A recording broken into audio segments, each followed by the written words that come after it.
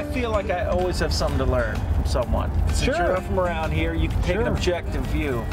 You know, some of those tips and tactics that I could use in my backyard. Well, what is the name of this lake? We're at Times Square Lake.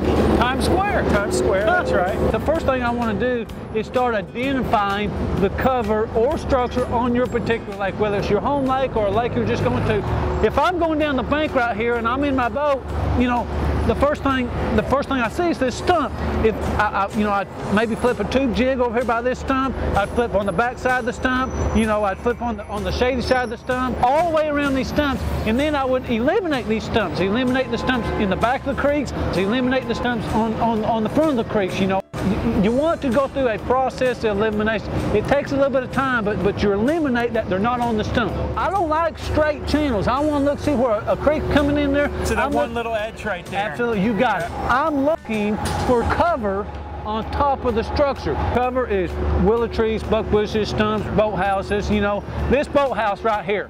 If I'm going through here, I mean, I'm going to be fishing a boathouse like this. I'm going to throw here like that, and I'm going to fish this right here. You know, I'm going to fish the backside of the boathouse.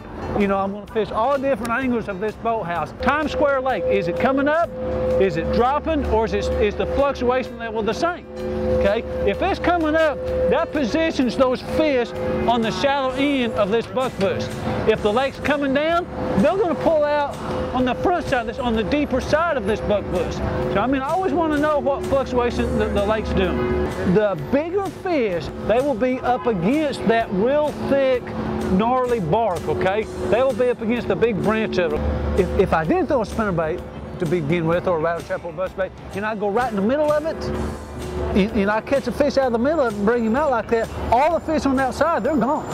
Okay. Now, also tactically, as a tournament fisherman, if I've already got a limit and I'm trying to catch the biggest fish in there, yeah, I'm going to go right to the main part of the bush first. But if I'm still trying to catch numbers and increase my limit with numbers, I'm trying to pick off those aggressive fish on the outside of it first with a spinnerbait, you know, a buzz bait, a rattle trap, something like that. And then I'll take a tube or a jig or something like that, and I'll fire in and get in right in the middle of the bush or the buck bush, right up against the base of the tree. That's where the bigger quality bite, as a rule of thumb, comes.